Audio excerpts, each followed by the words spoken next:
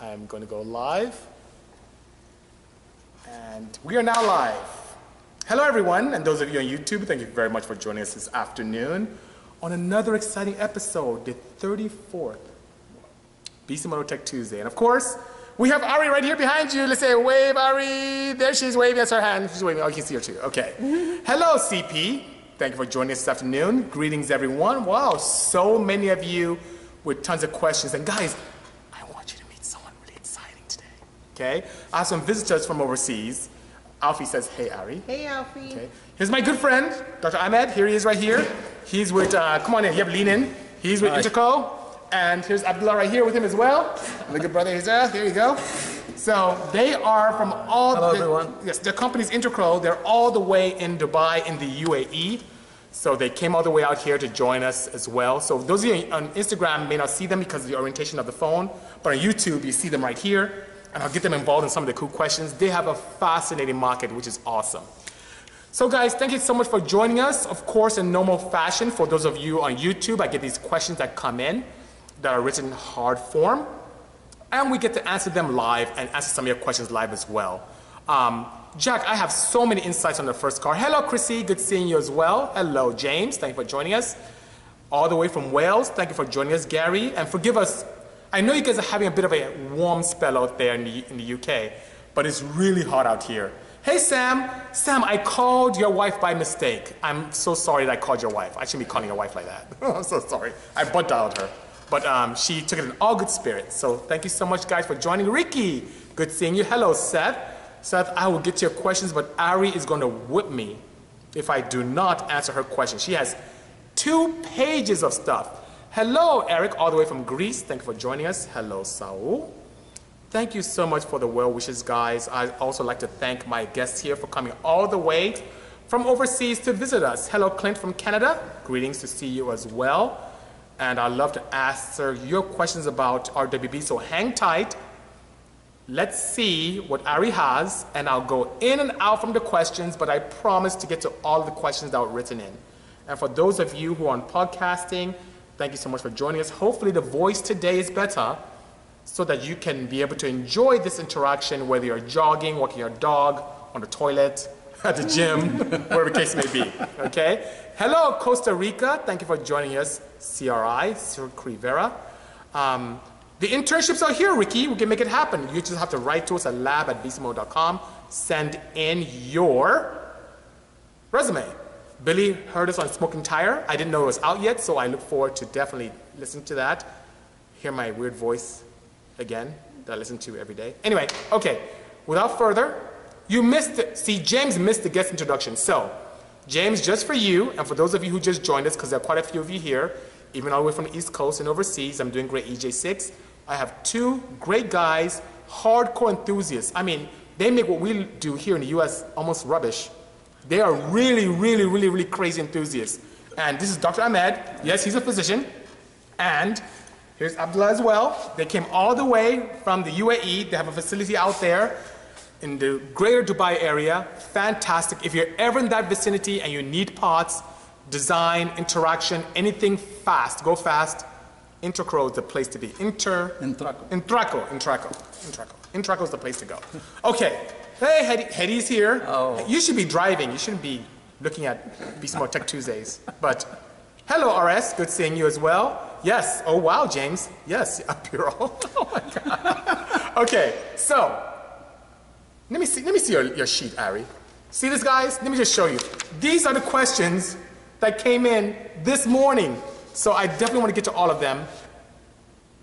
And if I have to extend this, I'll extend it. Not for long, because Ari's saying no to me because she has a bunch of appointments for me. I'm great, Maria. How are you? Hope everything is well. Saw your question as well, and we will get to that today. So let's start off, Ari, with the first question and see what goes on. What do we have so far? First question is from Nick Tom 4. Nick Tom 4. Which Porsche engine is the best to produce high horsepower? Somewhere ranging about 1,000 plus. Okay, so 1,000 plus, based on my experience, I like the 997-1 platform. It gives you the latest in Porsche technology for the water-cooled engine, but still in port injection configuration. So many of those platforms, people tend to put in variable vane turbos. I like to use the static billet ones, and you can make a lot of power. There are many vehicles out there hovering in the 1,600 horsepower range. comfortably. Make that with a proper gearbox and you are good to go. So I hope that answered that question properly, and that's been my experience so far. Yes, I'm still driving the Odyssey. As a matter of fact, Scott, the Odyssey is right there. You can see it right there behind me with the crazy little canopy. And I'll be driving home Friday as well, which is pretty nice. Hello, Honda Pro. I would love to make a new one. I'm going to do something very exciting. So, Matri, if you go on my Bisimoto YouTube page and join, you'll see some great things. Hello, Reggie. Reggie's here. Good seeing you, Reggie. Thank you so much for joining this afternoon. Hello, Scott. Okay, Ari, what other questions? Do we have a call that came in? Is the guy here? Okay. We have some people who want to walk in during this time, which is pretty crazy. And now I've said that, people want to start walking in. Okay. Oh, it's Angelica. Even better. Angelica, you look much better than Reggie, so that works out well. Hello, Angelica. Thank you so much for joining us this afternoon. Thank you so much. I would show more about the 935. As a matter of fact, I will do a special program just for that. Very, very soon. So hang tight. You have to pay attention to our feed, and we'll make that happen. Thank you so much, RS. I appreciate that. Angelica's laughing. Okay. Yes, Ari, what other question do we have? We have a question from Werewolf4805. Okay. What do you think is the cheapest way for the first-time buyer to get into a good Porsche? Okay, budget so being about 25K. 25,000. Easiest way, first way to get into a Porsche entry level with 25 grand. I have the perfect application for you. Don't kill me, doctor. No. But what I have is my thoughts, Porsche entry, something that has a creature comforts, something that is extremely reliable, doesn't break the bank, looks cool, handles well, an all-around proper Porsche Cayman. That's my vote. Doctor, what do you think about that? Agreed. Okay, he agreed. Oh, what do you think about that? Oh, I have agreement. Ari's like, no. Ari said get a Lexus. No, I'm kidding. So that being said, yes, the Cayman, particularly the Cayman S with the 3.4 liter, you can't go wrong whether it's the automatic or with the, I prefer the manual myself, and it's fantastic. With the Chrono package especially, you can get a lot of car for that price. So definitely the mid-engine Cayman is the way to go. If you want a little sun, you can do it with a Boxster S, but if you could care less about having a convertible soft top, then definitely the Cayman is the way to go. It is the easiest way to get in. And you say 996, Roman, but 996, if you compare the interior of a 996 NA versus a Cayman 987, the Cayman is very superior. It looks very nice, very elegant, a lot more attractive. It's just the plasticky look inside the 996 I don't find appealing at all. So by all means, yeah, Corey, you will love it. A black edition, even better. PM me or DM me some photos. I'd love to be able to take a look. That's so cool. That's so cool. Okay, what else do we have, Ari? Question from Maria 911C4. Maria 911C4. Bisi, I have a 2002 Carrera 4 6-speed cabriolet, and it runs really strong. I love it. Good. I do want to build my car for high horsepower. Okay. Should I trade up to a 996 turbo or take 20K and upgrade my 996 C4? See, that's a very good question. And the thing is that to make 500 horsepower on the C4, you have to reinforce internals. If you're hovering around 400, 470, thereabout, you can get away, but it's a matter of time before you start breaking components because you can have a lot of fun. But on the same token, if you take that same amount of resource and invest in a 996 turbo, not an NA non-turbo, the turbo version, that gives you the all-wheel drive capability, a very robust gearbox. It gives you the improved interior of the 996 turbo compared to the C2 or C4. And above and beyond that, the potential of, in the factory engine format, getting up to 700 horsepower with just a turbo upgrade, injectors, and an engine management solution. That's it. Of course, well, intercooler too, you can add that. So with that, you can easily get that. So the potential is there, the prestige is there, the fun is there, and you don't have to worry about it. As far as I'm concerned, the 996 turbo, I shared this a couple of episodes ago, is the most underrated supercar out there. Snatch one up. No, I have not worked on a Suzuki boosted SX4. We're just talking about a Suzuki that's going to be in the Middle East very soon. I've not worked on one. It's not super popular here in the US. And definitely, if they were here in the US, I'd love to work with that manufacturer and do some great things. But no, I haven't had that experience yet. But thank you so much for asking. Yes, Ari? We have an AJ question. AJ! I didn't know if I've seen AJ here yet. Not yet. What front and rear suspension and brake setup do you have on Stitch? Does it have IRS? If not, would it be a simple process to install it as well as a drum and disc brake conversion? Okay, so thank you so much for the kind words, sir, 911, Maria. I'm glad to be able to help you out there. So that being said, and I'll get to that, Judge, in a moment. Let me answer AJ's question about the inside. So what I have in the front is something very, very, very lightweight. It's akin to what you'd see on a, wow, cart. It's a single piston, floating caliper by wheel wood, very lightweight, single piston with actuation on one side, with a very thin, non-vented disc, with aluminum hat. Weight reduction was very important to me. Rolling resistance was very important to me as well. So in the rear, I also have a single small stopper with an aluminum disc. I do not use the rear to stop the car at all, only to stage. So that being said, I take physics into account. When you brake, weight moves forward. Most of the braking capacity happens with the front brakes, hence that's the reason why. TCB, I'll get to the power brake issue in a moment, which I don't have in that car either. And above and beyond that, I have a parachute to help slow me down, which is also a lot of fun. It's really a lot of fun. When you hit the parachute, after 150 miles an hour, the weight just stops you. It feels like you're in a roller coaster. It's so awesome, which is pretty, very nice. So that's what I have. And I do have a solid beam axle in the back. I took out the factory components, had one that was custom made for lightweight as well. You could use independent suspension using the factory mounting points as well, but it requires some fabrication to incorporate it into the frame. But it's not too difficult at all. And yes, having a drum to disc conversion wouldn't be so bad either. When I did the single custom rear axle assembly, I did incorporate a disc, like I mentioned earlier, that's full aluminum. Okay? So I hope that helps. Hello, Landscape. Thank you for joining us this afternoon. Hello, Creations VR6. Okay. Yes, Ari? We could get to the question from TCB17. TCB, you're here? Yes. So we'll answer your question right now. He asked why no power brakes in the box. Okay, so that's very simple. It is very commonplace with hardcore racers to have excellent feedback. They say it keeps pausing. That might think it's pausing. Is that what you see? Too. Yes. Oh my. Maybe I have to go out and come back in. How are we doing now so far? You're still pausing. I'm pausing? Very, very bad. Oh, that's horrible. It must be our internet. Okay, so guys, here's what I'll do. I'm going to go out and come back in. Yeah, if people thought it was them. How are we doing now? Still pausing? You look okay now. I look okay? But you're still pausing from okay. time to time.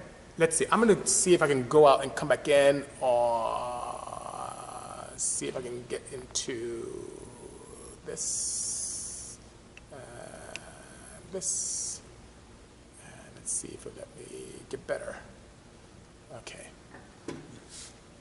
How are we so far? Because what I did now is I got out of Wi-Fi only. Still pausing? No, you look fine. It's still really grainy. Grainy? Mm-hmm. Okay, everyone said it's good now. Maybe it's just me. For like 4 weeks in a row, each Tech Tuesday. It has to be since I started using Wi-Fi. Okay, no, you're good now. I'm good now? You're way better, way clearer. Way clearer? Yeah. Okay, everyone said I'm good now. No wonder people are dropping off. Now they're coming back in. Okay, so what were we talking about earlier?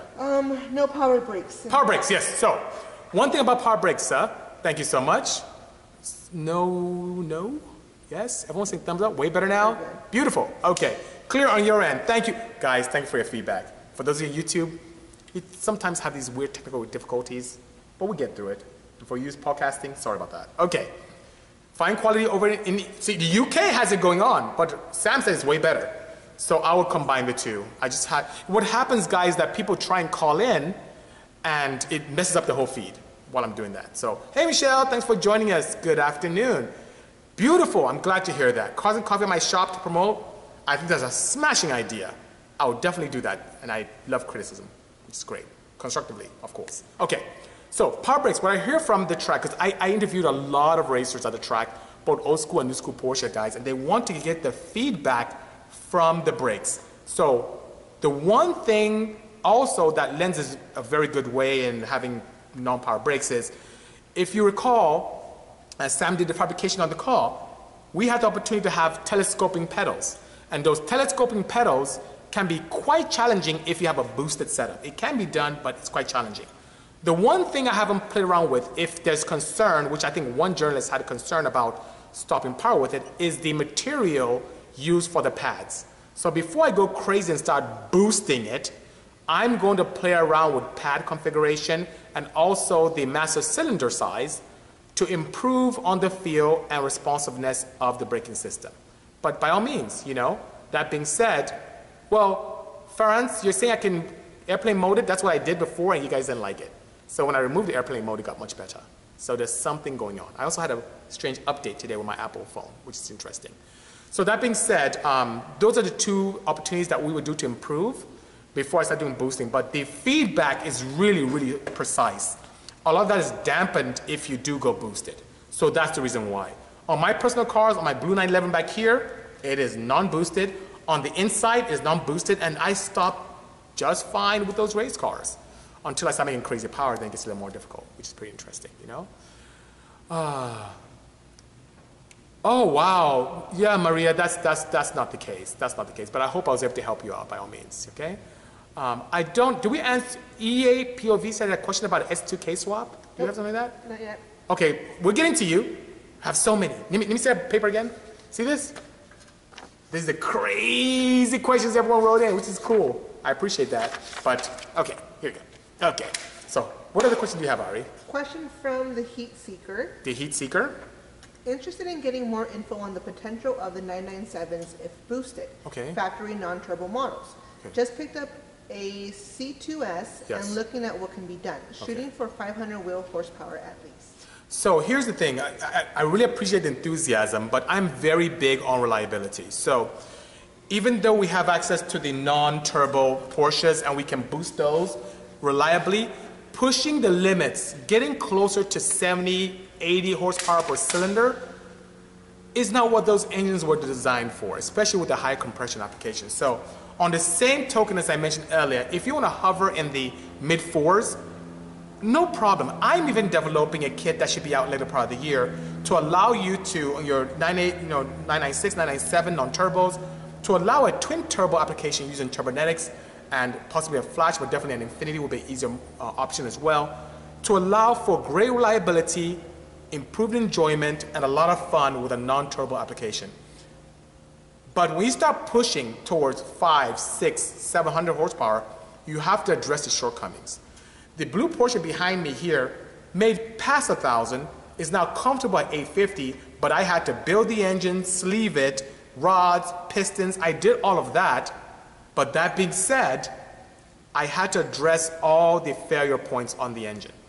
If you want something where you just want to bolt on, not invest as heavily as I did, you need to, in my opinion, allow for a less aggressive horsepower goal. So that being said, I hope that answers your question properly. If you want to hover in the fours to mid fours, no problem. If you definitely want to push it further, either you invest in the engine properly, or you may want to part with that car and buy a turbo model. I already said it's blurry again, is that correct? Yeah.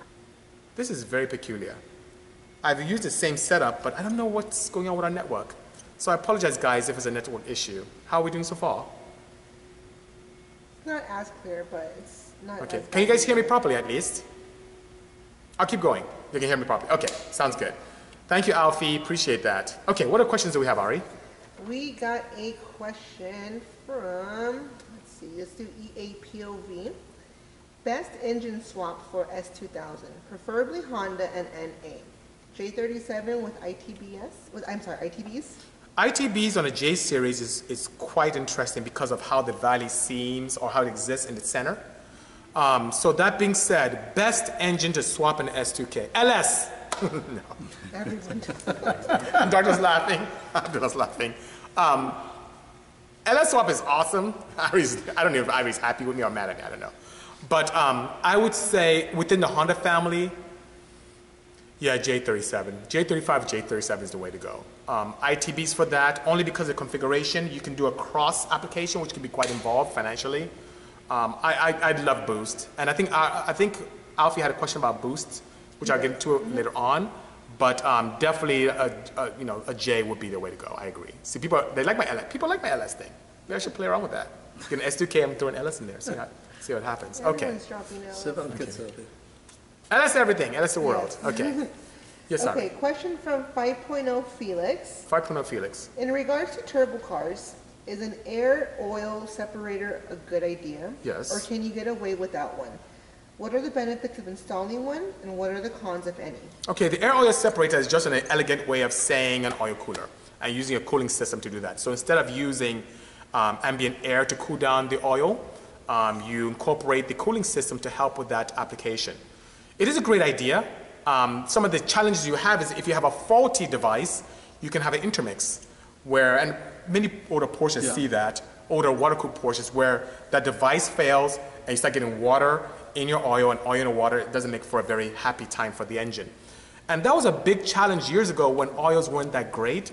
But nowadays, when you have oils with great thermal and chemical stability, like the Puro that we use, I have the hat on here, and that's why I use exclusively, it's not necessarily a big challenge. It's not something that you have to have.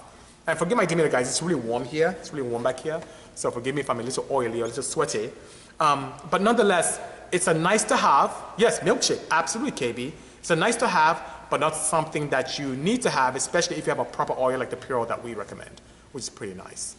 And yes, it exists in the 996 and 997. 996, 997 turbo engines have them as well. But once again, they don't know. As a manufacturer, I do the same thing. I don't know what quality of lubricant that my customers would use. So it's better to err on the engineering side to something that is very widespread or wide appealed. So if someone puts rubbish oil in, at least the engine's okay. If someone puts good oil in, at least it's very good, which is very nice. Yeah, so EJ6 says, Bisi, I've seen many people in Hondas throw rods when doing time attack because of lack of lubrication. Should I get a dry sump system if I'm doing this kind of racing? 98 Civic D16Y7. Great question, EJ6. So there are many things going on there. One, oil is not a commodity. It really is a performance part. And you want to be able to use oils that have excellent shear stability and have the opportunity to stick to metal surfaces, which is why I'm a huge advocate of Group 4 and Group 5 base stock oils, which help with that as well. Secondly, the D16Y7 and Y8s are not the best bottom ends to use for what you're trying to explore.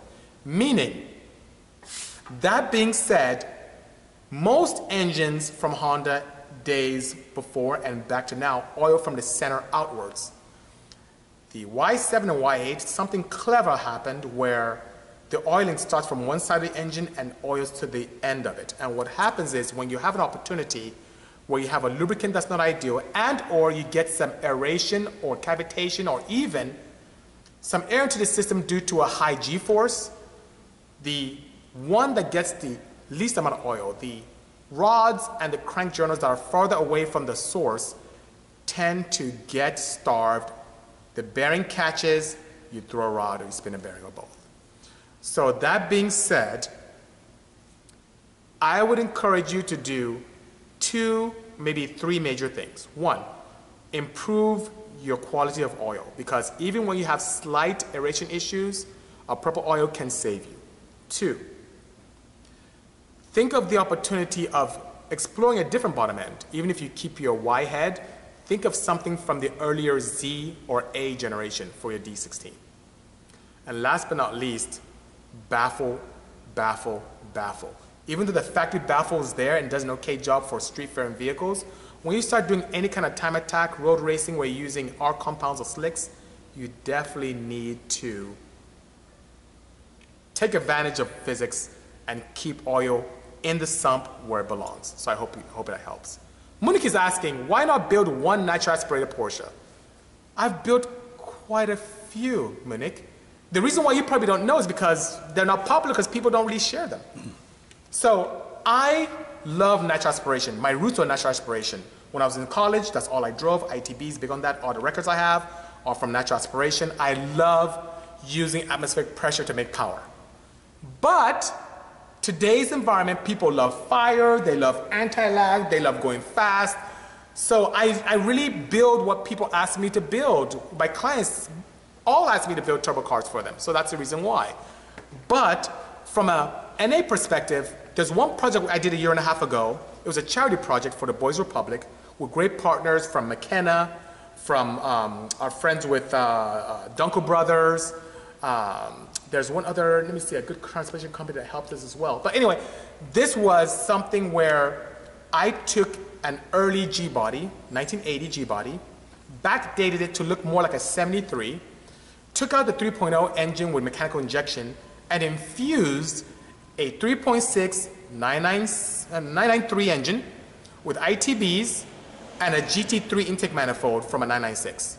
So that allowed me to not only have the latest and greatest air-cooled engine that Porsche offered, it allowed me to address the restricted manifold by putting individual throttle bodies, and then also using Porsche's technology of chamber volume of interaction and pulse tuning to incorporate a water-cooled intake manifold with the same bore spacing and making that all work together, plenum, chambers, and all. And we end up getting north of 350 horsepower, which is really, really nice. So I have done that, but you know what? Since it didn't have turbos hanging out, didn't shoot flames, many people don't remember it. But I will post a picture of that today so you can take a look. But I've done quite a few. My 964 is NA, my slant nose is NA, the 914 I picked up is NA for now. So that being said, quite a few, see, Jay Ken remembers it, so it was very nice. James, that was a gray one. It was a silver one with the nice Magnus Walker 1552 wheels. Very clean. It was like super, super clean. But so my older clientele loved it, said it was really elegant, really pretty. And it fetched close to 6 figures when we were out in Mecum, when we auctioned it away for the charity. But the younger guys, the youth, my biggest market, I would say, or people that pay attention to me, many of you, is 18 to 34. And you guys prefer my crazy, you know, balls hanging out the back of the car with shooting flames and so on and so forth. So that's the deal. T-Flames is asking, could I boost a 964 993 NA? Would it upgrade? You can boost it. So we did a car a few years back for EA, for the Need for Speed franchise. And that was the video game company for Need for Speed. And if you see the installment before last, you'll see me in the game, you interact with me in the club, you interact with me in the diner, and when you win, you see me there congratulating you as well. Well, we did one 400 horsepower. So you can generate 400 horsepower on a stock 993, 964 engine. You have to upgrade injectors, you have to get rid of the MAF and go with speed density. I use an AM Infinity on each one, a single turbo, and it's a lot of fun. And you can do it reliably. The key thing is that you have to be very careful with your ignition timing and get proper fuel, and you'll be good to go, which is pretty nice. When will I start my EV journey? Already have. You see right here behind me? That is a hybrid. As a matter of fact, years ago in 2009, we built a hybrid for Honda that made 533 horsepower. This one I went to opposite direction and came up with this concept called the hyper-econic ionic, and we got it to 83 miles per gallon. So we went the other way with efficiency. A slight departure for us at Bisimoto, but a nice welcome challenge, which is a lot of fun. Okay, so Ari's giving me the look. I have to get back to more questions. So Ari, what questions do we have? We have a question from Sal479. Sal479. Out of all your cars, yes, which one is your favorite and why? Ooh, that's a great question. It's a very popular question. Doctor, what do you think is my favorite car in this facility? What do you think? The Cayman. Oh, he said it was the little Boxman Cayman I have over here. So, what do you think is my favorite one, Abdullah? I think same thing. Yeah. Well, they're right. Ari says no. She cheats because she knows better. Well, so here's the thing. I can't pinpoint a favorite car. I cannot. I have 3 favorite cars based upon need or appeal. So when it comes to a popular car, like one that I drive and people, oh my God, it's the Bisimoto. The Odyssey. Odyssey, no matter what I build, I can build a 917 quad turbo and people still work, how's the van? So when it comes to popularity, that van is just absolutely superb crazy. He says, Ari Super is what I, you're so naughty, Alfie. When it comes to just sheer, can I say terror? The blue one. This thing scares me a little bit, but I'm comfortable with it, but I'm not like, I won't misbehave because I know she'll bite me. But when journalists jump into this thing, whether it's Spike Ferenczen from, you know, the car matchmaker on Esquire, whether it's Matt Farah, they're like, this thing shouldn't be on the street. It is terrifying. It shouldn't be legal. So it's a really fun favorite car because it's just absolutely scary now, and it was scarier before. But when it comes to a driver-centric vehicle, one that's very comfortable and predictable and puts you as one with the road, the good doctor is right. It is the Boxman. That car is just fantastic. And right when you get comfortable with it, there's a button on the steering wheel you can press, and it gives additional 106 horsepower immediately. Not nitrous. I use boost control. Oh, okay. So I have a push to pass where you press it and the boost duty comes up. And at least with nitrous, it can empty after a while. Even if you use a curve system with some kind of battery pack, you have to regenerate it. This is at liberty. You can keep your finger on it, or you can press it when you need it. It's really fun, which is pretty nice, you know. Ari seems like a quite good fit for the team. Smart humor and attitude keeps me in check. Yeah, she does. She's actually being polite to me. She cracks the whip. She does not play around. She does not play around. We with have me. guests. We have guests, so she has to be very, very polite. Okay, so what else do we have, Ari? Question from professional username. Professional username. Is a Thank you, Jersey. $10,000 TPC turbo kit worth it on a 25,000 Cayman? So he's asking a turbo kit that's $10,000. Is it worth it on a car that's maybe $20,000 to $25,000? And it depends on you.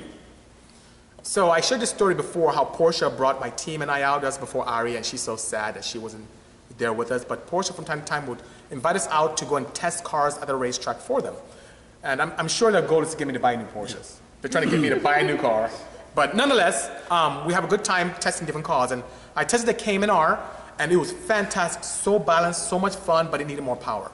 I feel that adding a turbo kit, especially we have one coming in soon, and Alfie says no to that brand, but I'm developing our own, and it's going to be really, really cool and really fun.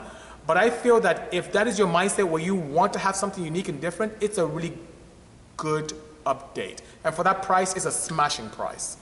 But if you want something that's OEM, factory, you want to go to dealership, drop it off, you don't want to think about it, you just want resale value, whatever people talk about. I don't subscribe to that. I don't subscribe to that mantra. If that's the case, then yeah, you can go with a standard turbo from factory, you know. AJ came in late. So AJ, because you came in late, I answered so many of your questions, you're going to have to watch our replay or listen to our podcast through iTunes. I think now we have it on Spotify or go on YouTube. But I answered some of your questions, but you still have more to come, which is pretty nice. Do like when locals come to the shop? I don't understand your question. I don't know if you're asking, do I like when locals or can locals come? Right now we have a project that's over there that can be exposed to the public. The doctor can see it because he's crazy too, and he signed an NDA. Abdullah signed a verbal NDA as well, so they can talk about it till it's done. But that's the reason why I can't bring people in until that's done. So give me a couple weeks, and then by all means, you can come in and we'll show you around. Or maybe a couple months. Ari just give me a look. My most expensive build here, initially it was the Odyssey minivan. Currently, it's a build that I'm doing now, which is kicking my butt. I'm broke because of it. Crazy. Okay. Yes, Ari, what else do we have? Let's get to an AJ question. AJ! We get to one of your questions. Would the use of an ultra-thin head gasket on a standard K20A2 or any other NA engine increase the power enough to justify replacing it over the factory one by increasing compression ratio? Yes, it does, especially if you do it yourself, AJ. So I'm a huge advocate of single-layer gaskets. As a matter of fact, my F22 on the inside, single layer. So I'd buy like a standard or 5-layer gasket and use like 5 times. Okay, 4 times. I don't use a center metal layer, but yes, it does. It helps increase static compression, which yields more power via increased heat. As I've mentioned many times, our internal combustion engines are just glorified energy converters. So that being said, yes, it does help. The challenge is whenever you reduce the distance between the camshaft and the crank, you automatically, well, above me on that. He's going to say, I like that. It does retard timing. So you do have to take the right measures to advance your timing properly. If you have something where you have a digital advance like IV Tech, that's easy. If you have a cam gear, that's not so bad. But you definitely want to degree the cam in to make sure that you're proper. But there are power gains there, by all means. You also have the slight challenge of, especially if you have aftermarket camshafts, of reducing your piston valve clearance, which could be a big problem. So just for numbers to put out there for you, AJ, because I know you appreciate this, and I'm very careful in my driving, I like to hover around 90,000 piston valve clearance on intake and about 110 on exhaust. For my clients, a little bit tighter, maybe 20,000 tighter on my own necks. Yes, you can have valve to piston issues, but most gaskets exist in the 28 to 30 thou thickness range. So going to an 8 thou is not setting the world ablaze, But you definitely want to check that by all means, you know? You know, you're right. MJ Photograph is our neighbor over here, takes excellent photos, great enthusiast as well. When I go across the pond, AJ, you and I just sit down and do like a session ourselves. You're awesome. I really appreciate your questions. We all learn from it. So thank you so much. Okay, what else do we have, Ari? Question from Alfie. Alfie! I get to your question, and you're still here, so that's good. Okay, he says, it appears that you prefer boost to NA. Why? This may seem like an obvious question, but Porsche has some wild NA motors. Could an NA Mezger 4.0 or the Sharkworks 4.1 be an option for a future build of yours? So Alfie asked a question, why do I do so many freaking boosted cars? Am I against NA? Why don't I do Porsche NA? Alfie, I mentioned earlier, I hone my teeth in natural aspiration. It's what I enjoy. I love the challenge of it. I love going to a racetrack and drag racing turbo cars with my NA stuff and spanking them. I love it. It's so much fun. You just see a look on their faces when they get beat by a single cam all motor. It's crazy. But to be honest with you, if you think about technology, being able to get as much air into the engine as possible with an appropriate amount of fuel and creating power is something that helps with efficiency significantly. So that's the technology side that's appealing to me. But above and beyond that, my customers, Alfie, that's what they demand. They ask that of me. And my team even believes, you know, NA sounds good, but last time I went out, so, and James, you may attest to this, last time I went out to Buttonwillow to race, there was a Mercedes-Benz GTR that was giving me a hard time. So this is this supercar Mercedes that looks almost like a Viper, the GTR. The thing was giving me a hard time on the track. Now, I'm not a great driver. I'm very slow in corners. But I knew I could take this guy. If I didn't have my button in the boxman, he would have spanked me up and down that track. So that being said, there's an advantage of having boost to your disposal. But deep down inside, I really, really, really love natural aspiration. I love the sound. I love how it revs. I love the lack of lag.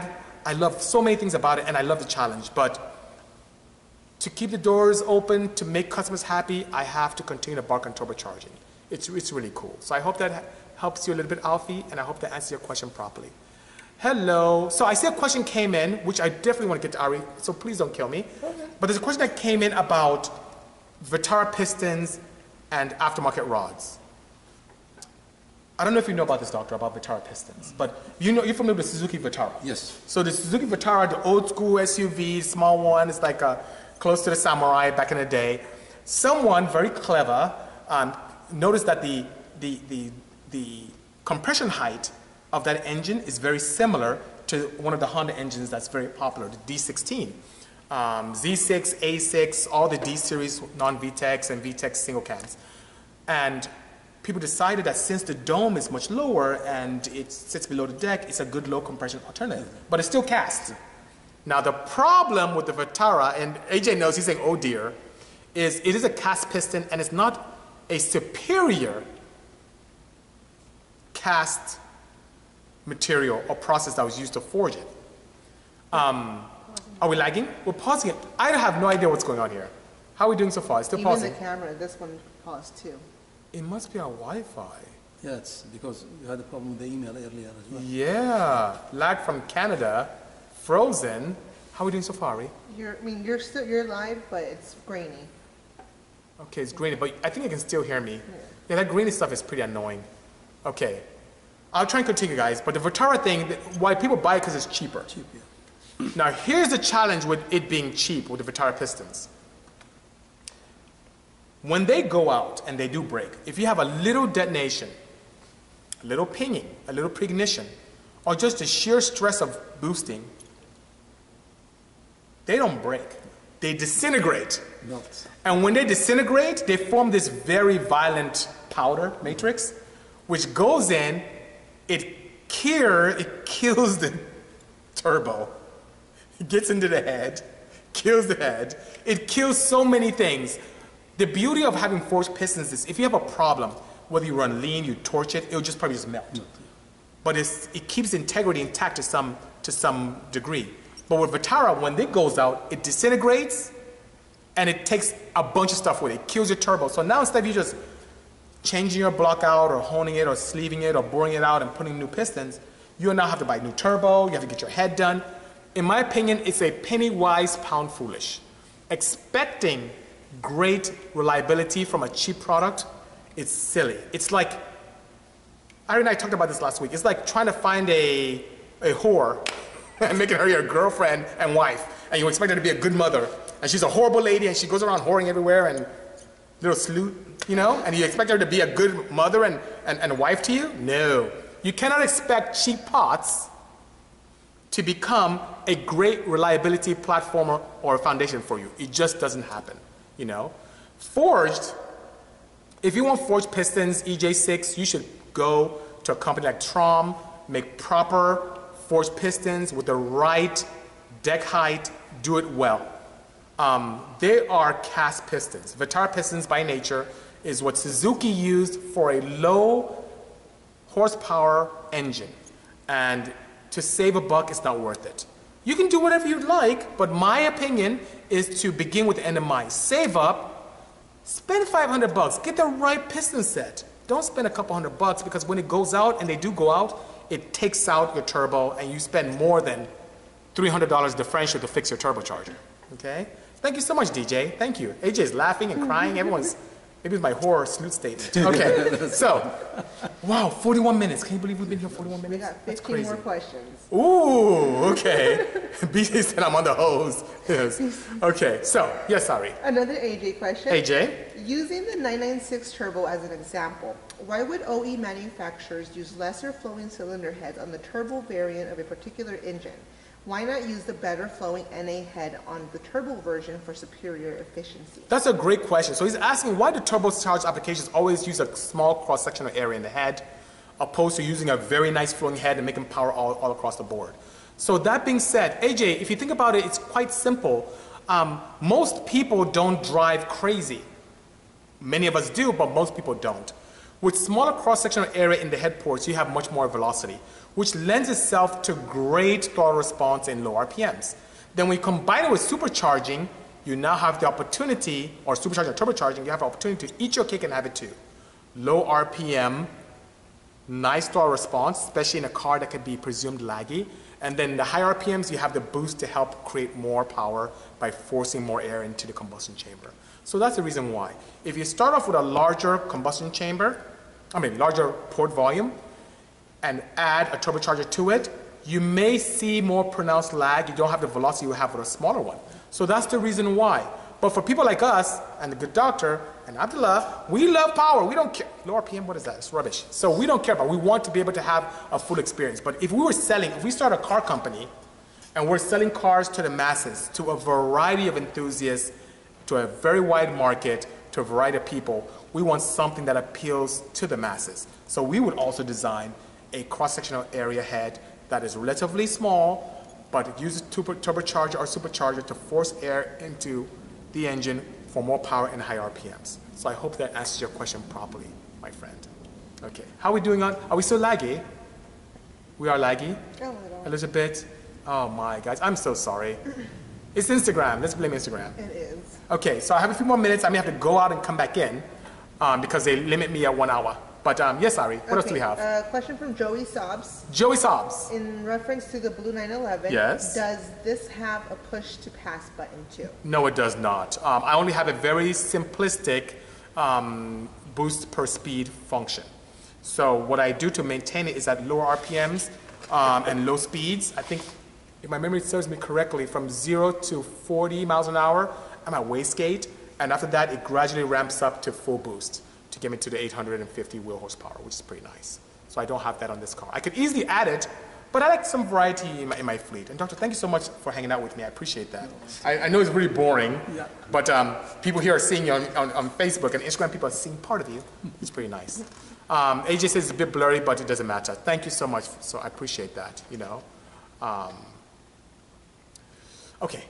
Benjamin Ryan Moeller wants to know, I want to learn more about how to make power from an engineer's perspective. Okay. Where do I start? By being an engineer.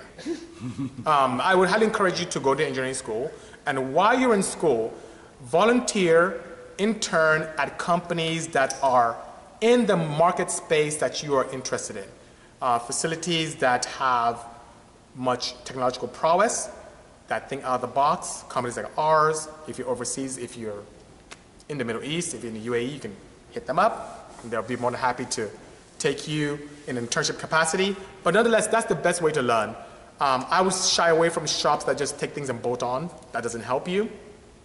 And I would interact in sessions like what we have here on Tech Tuesday to be able to learn and ask questions. And as an engineer, I'll be more than happy to help you with that information. But definitely, we need more scientists, we need more engineers that have passion for everything automotive.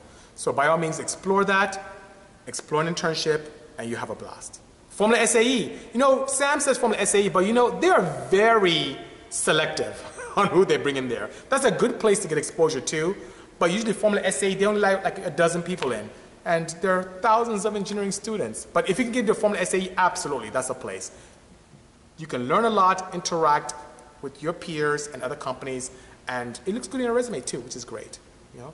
You're starting with mechanical engineering, EJ6, God bless you. Thank you so much. We need more MEs.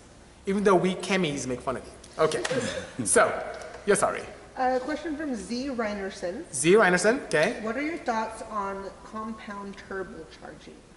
I think it's clever. Using a smaller turbocharger and feeding a larger one or vice versa gives you the best of both worlds. It allows you to experience low RPM power and high RPM power with a much lower chance of experiencing lag. It can also compound significantly, as the name implies, to give you way more boost even at lower wastegate spring pressures. The challenge is complexity. So complexity and space, being able to fit it in the confines of an engine bay. Luckily today we now have partners with Turbonetics and also Precision Turbo that make very efficient aerodynamic wheels where we can have a much wider range of power with a much wider range of boost and much wider range of efficiencies in the compressor map. So that's very nice. And then electronics with engine management systems of modern day allows to have anti-lag functions. So it's not really so bad, but I love the concept. So I hope that helps. AJ question again. AJ! For a stripped out endurance circuit race car with a 4-cylinder diesel engine. Okay, oh, I know where this is going. Which of the following two setups would you favor the most for optimum performance and fuel consumption? Okay. A lightweight but not very aerodynamic shape, or a much heavier but very aerodynamic shape, using a classic Mini and first-gen Insight as examples. Using a Mini and Insight actually is a good example for me to compare because both cars don't have the capability of going super fast. So the barrier that exists in trying to overcome resistance, aerodynamic resistance from wind at higher speeds, won't be such a challenge because you can get an Insight with a smaller engine so fast, and same with a Mini. So at lower vehicular speeds, I would opt for the Mini, lighter weight with a smaller power potential in an endurance application. If we had to exceed speeds that constantly hover in the triple-digit range, the heavier Insight would be decent. So I would say the speeds encountered would be the determining factor. But all things being equal, knowing those two platforms, I'd go with the Mini. Lighter weight, smaller engine. I hope that helps. Question from Alex MKB. Yes. How do you feel about Subaru WRX engine swapped into old air-cooled? The doctor's laughing because we were talking about that early on. And I appreciate the creativity that goes into putting a flat 4, a Chevy V8, a Coyote engine into a Porsche. I appreciate the technology and creativity that goes into that, especially if you can make everything work with the factory gauges and so on and so forth. But I'm not a huge advocate of intermixing marquees. Ari's giving that weird look. She says 2J everything. But I'm not a big advocate, and some of my clients are not either. So the closest thing I would do is put, and we talked about this earlier, is like a V8 Cayenne engine in a Porsche 911. But as much as cool as it is, I'm not a huge advocate of it. Thank you. Have a great day as well, CP. I appreciate that. We're at the 49th minute, which is pretty crazy. And I may have to go out and come back in because we have still so many questions and you guys have so many great ones to ask as well. Yo, Street to Track, good afternoon. Thank you for joining us. Wow, 6 minutes ET. Wow, that's really... Who's winning, Clint? Let me know. Since there's 6 minutes left in the Belgium-France game. That's really close, and they're neighbors too, which is pretty interesting, you know. So what do I think about the CRX F22 single cam 9.9? I'm very, very proud of those Puerto Ricans. So if you remember, the F22 is what I use in my Insight, and we run 920. In my CRX, I got it to 9.8, and that was in, wow, 2002. So the fact that people haven't abandoned the F platform is very exciting.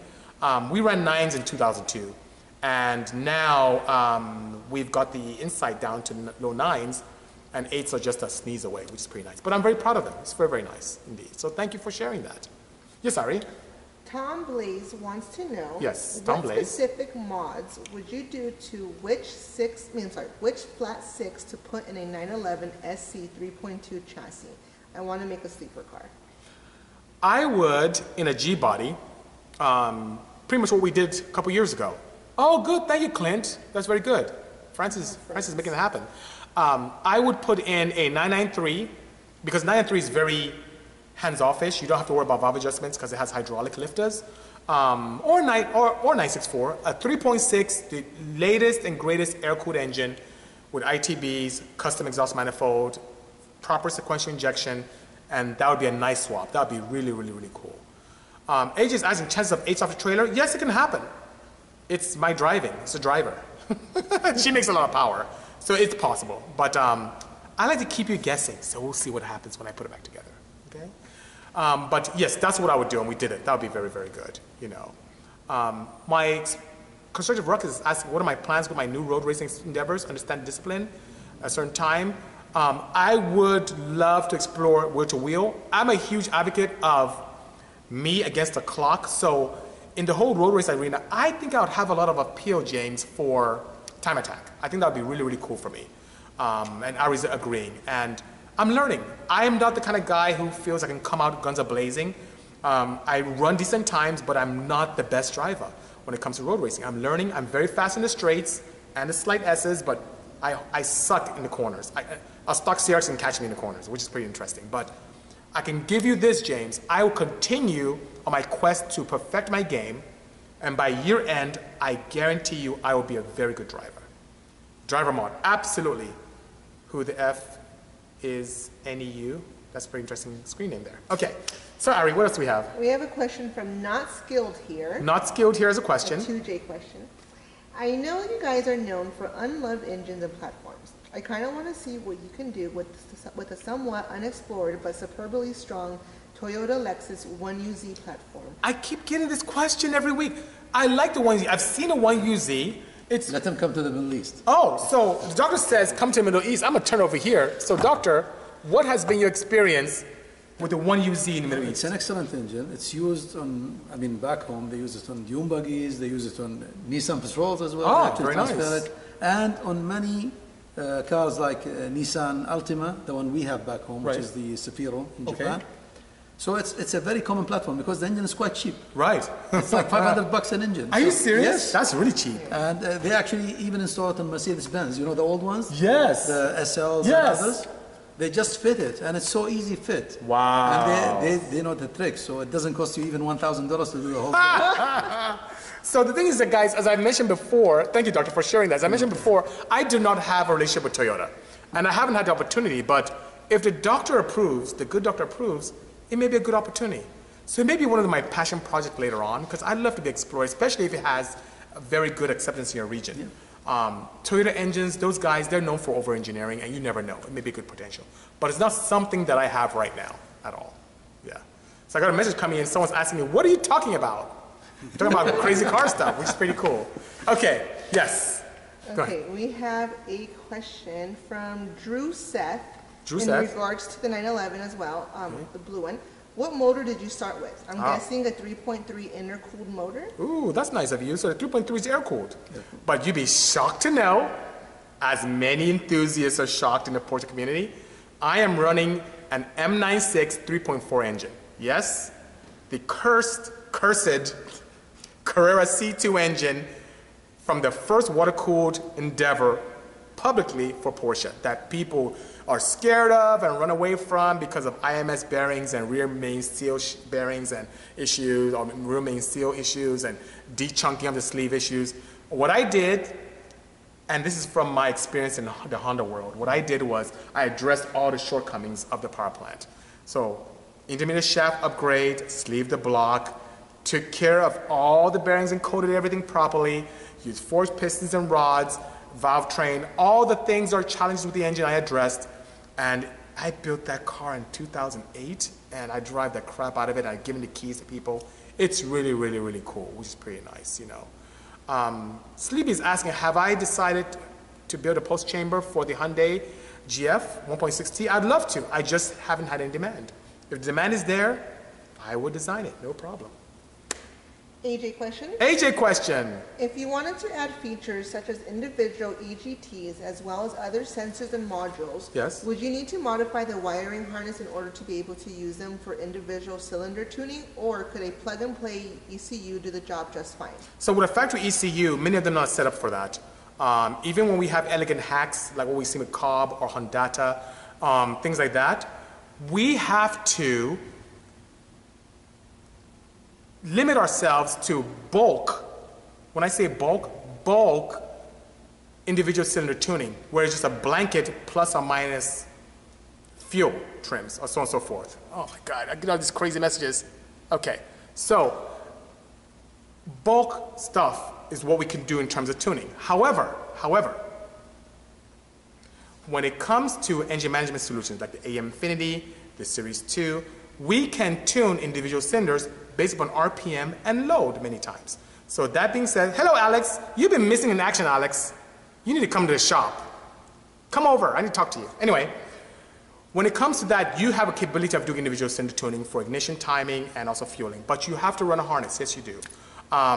Whether it's direct inputs or using an opportunity to have a standalone outside that's connected to your dyno. The DynoPack new software allows me to individually look at analog outputs, and then you don't have to have it on the car to optimize. You can optimize on a dyno and send the car in the field. So it's something you can do without problems whatsoever. So that being said, I hope that answers your question properly. Wiring is involved either internally on the car or with a standalone outside the car. Most elegant hacks or flashes don't give you the capability, but standalones like the AM Infinity allows you to do that, which is pretty nice, you know. I don't know if Alfie's talking to me or someone else. No, it won't, but why would you do that? I'm not sure. I'm not sure what you're speaking of. Okay. We have 2 more minutes before I have to come in, go out, and come back in again. 5 more questions. 5 more questions. So guys, I'll answer 1, we'll leave, and we'll come back in again. Okay. Okay, for Rance wants to know, yes, what's one car you feel is an underrated platform for projects? The platform that's underrated for projects. When someone asks that, I believe they are more interested in something that's cost effective. Yeah, definitely. The first gen Honda Insight. He's laughing. The first gen Honda Insight, I feel, is the most underrated project car, and I'll tell you why. It's one of the 2 cars that Honda lost money on each time they sold one. It was the NSX, first gen, and also the Insight. Full aluminum chassis, very aerodynamic, very lightweight when you remove all the components that don't help us with performance. When I first saw that on the road with the wheel covers in the rear and the cam effect on the back of the vehicle, I said that's a perfect race car. AJ says it's 240SX. That's a nice opinion. It's hard to find clean ones right now. They're not underrated. People use them, they race them, they have fun with them, they drift with them, they have a lot of fun. I see them at the road race tracks. The Insight, people just overlook, they don't look at that thing at all. And there's so much opportunity there. Take advantage of what the manufacturer did for us. Take advantage of the aerodynamics that were put into it. Take advantage of the lightweight and the full aluminum chassis. That's what I did, and I broke my records in my CRX with the Insight. And I think it can lend itself well for road racing, high speed, whether you're doing half mile, full mile, or even Bonneville. And when it comes to drag racing, it's fantastic. I like it a lot. So guys, I have a few seconds. I'm getting a warning now. So I'm gonna go out, come back in, and then we'll have a good time. So hang tight. Then I have to have an appointment in a few moments too. Yep. So I'll come back in, guys. So hang tight. Talk to you soon. Cheers. 563 viewers. The highest we got was 68, and then it started dropping down after that. Do you want to leave this one running or turn it off? We can leave that one running. So guys, I just left the Instagram feed. I'm gonna go back in, and I have my friends putting up pictures of themselves hugging on my thing, which is pretty interesting. And I'm going to turn this on now, go live, and start live video again. And I'll answer some of the other questions, and maybe some good ones will come in again. So guys, hello, I'm back again here on Instagram Live for part 2 with the good doctor from Intraco. Hi. There you go. And that's Dr. Ahmed, very, very astute enthusiast, and his partner here, Abdullah, right? Yeah. Yes, and he's here as well. They came all the way from the UAE, and you know, we both come from very warm climates, which is cool. They're from UAE, I'm from West Africa. We have a lot of fun. But we all love cars, which is pretty nice, you know? So that being said, hello AJ. Wow, 43 already, 45. You guys, I appreciate the love, guys. Hello Alex, hello Genti, Philly. Thank you so much for joining us again for this second edition of the Bisimoto Tech Tuesday. Ari, you had a few more questions. Let's get to those and I'll answer a couple more here, which would be nice. Okay, question from SUS. Thank you, Sebav. Thank you. CD5. Yes. I plan to go 200 to 250 horsepower NA. Okay. Eventually go boost. In your opinion and experience, which would be the best bang for the buck? Bang for buck. I'm stuck between the F22B1, F23A1, and the F20B, but I can't find them in my area for a good price. I own a 96 Honda Accord 5-speed. I would highly encourage you to keep an open mind. And why I say that? There's one engine that fits right into your project that you didn't even bring up. That's super cost effective because it came in the Odyssey, came in the Accord, came in the base Prelude. They're everywhere. I pick them off the ground at the junkyard. I get it for $200 even sometimes. I get it for free sometimes. The F22A. It's similar to the F22B one that you mentioned, but much better head port. And with that, here is the simple ingredient to getting 200 horsepower out of the engine, if not a little bit more.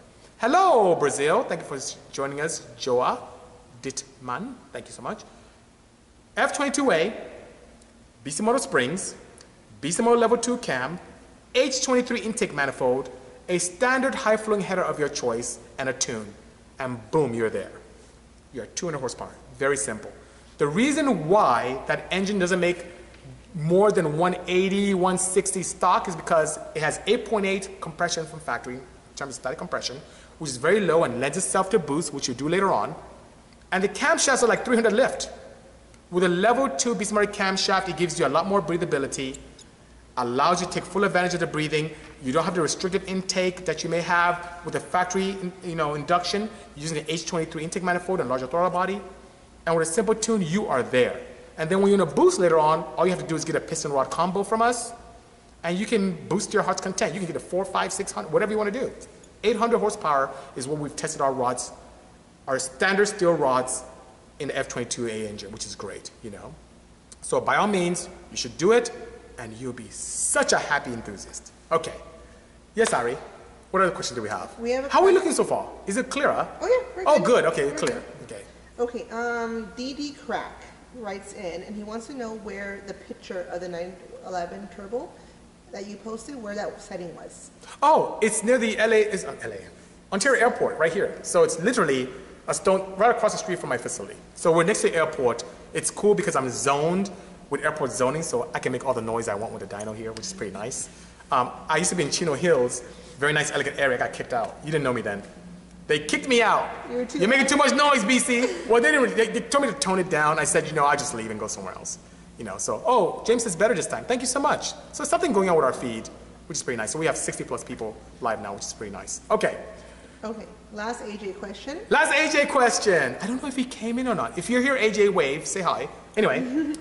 If an engine was limited by poor head flow for making reliable power, could you make it up by increasing the quantity of water meth injected into the engine, be it for a 20 to a 500 horsepower plus increase? The challenge with water methanol, really, AJ, that's a great question, in scientific terms, is that the mist, hey, AJ's here, the mist, especially when you increase the volume of the mist, it takes up space that's used by air.